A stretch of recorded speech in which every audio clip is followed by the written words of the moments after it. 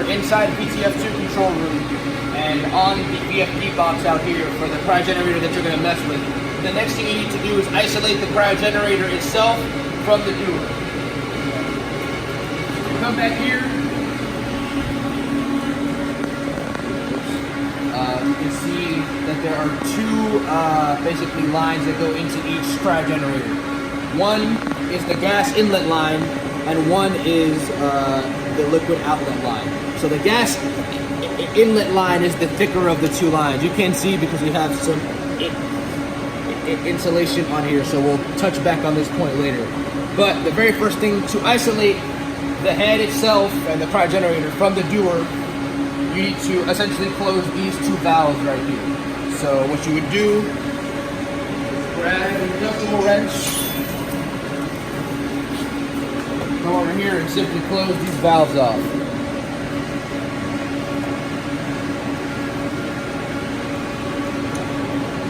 That's it? That's it. So if this little guy is parallel with the line itself, then it's open, and if it's perpendicular, it's closed. All right. Once you have isolated the cryogenerator itself from the Dewar, the next thing you would do before messing with anything on the head or anything with the cryogenerator, including removing the head, messing with the starting valves, messing with the replenishment valves, or messing with the starting valves, is purging the cryogenerator. So currently, we have about 14 bar across all of the gauges on this valve. It will typically be at about 24 when this is off, and 30 when it's running. So the very first thing before purging is ensuring that, again, the power is off and that the power has been off for at least 8 hours. That gives the cryogenerator condenser head enough time to come to, I guess, thermal equilibrium with the room so that it's the same temperature as the room. If, for some reason, you were to mess up, turn this thing off, and immediately come over and try to remove the head, you're gonna get condensation and stuff all inside here, which is gonna be a big mess. So, before you mess with the heads to any capacity that would require opening them up, opening any of these orifices up, you need to ensure that the power is off immediately before you come out here to mess with them, and that the power has been off on the head that you want to mess with for at least 8 hours. And I'm going to say it again, before you mess with the cryogenerators in any way that requires opening anything out, that requires opening anything on them, make sure that they have been off for at least 8 hours, particularly with the head. As soon as this head comes off, if it's cold and the inside of this thing is cold, you're gonna get water everywhere. All right. So back to this point here. So now that we've ensured that the power is off, or the power is currently off, so it's not gonna randomly turn on, that the power has been off for 8 hours to ensure that the head is the same temperature as the room, then we need to purge the working fluid in here. These essentially work by compressing, I guess, helium, and then the heat exchange, blah, blah, blah, blah, blah, liquefies the gaseous nitrogen inside the head, okay? So the working fluid in these guys is helium, ultra high purity, 99.999 helium, all right?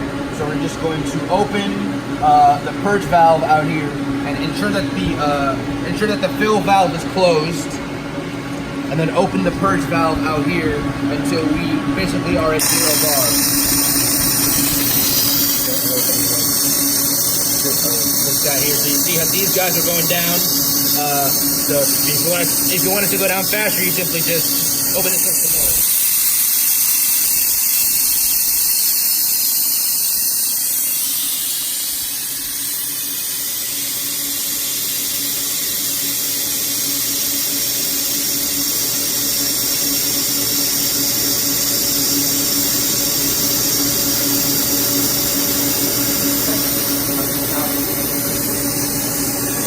These guys, okay, so once these are at 0, again, ensure that the fill valve is closed, and then just leave the purge valve open.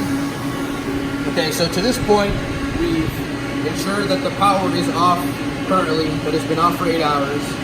We've isolated the cryogenerator itself from the Dewar. This is a super important part because if for some reason this is at something greater than like 3 or 4 bar, then when you try to pull the head off, you might, like, it just gets really dangerous. So once you've isolated the cryogenerator from the Dewar, or we've ensured that, and we've ensured that this is purged. So now, contingent upon this being off for at least 8 hours, we can take the head off now. So in order to remove the head, a few things need to happen. Firstly, you need to come over here and remove these 4 hex nuts, I guess they're called, right? So you remove these 4 hex nuts, and then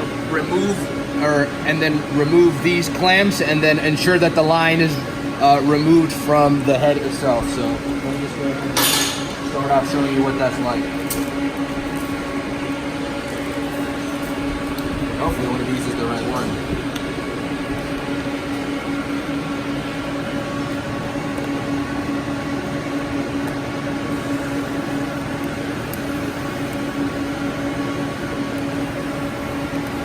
You should hear some hissing and stuff like that.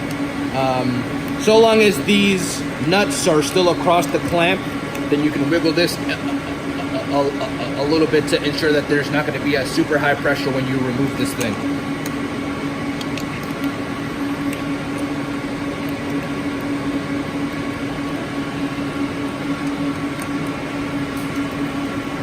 You do that for both you do this for both the gas outlet line the liquid outlet line and the gas inlet line. So the one that I'm taking off currently is the liquid outlet line.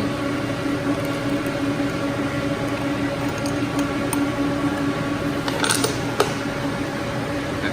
So once you remove the clamp, you simply just wiggle this guy out. It should be difficult because these are made to pretty much be snug with this.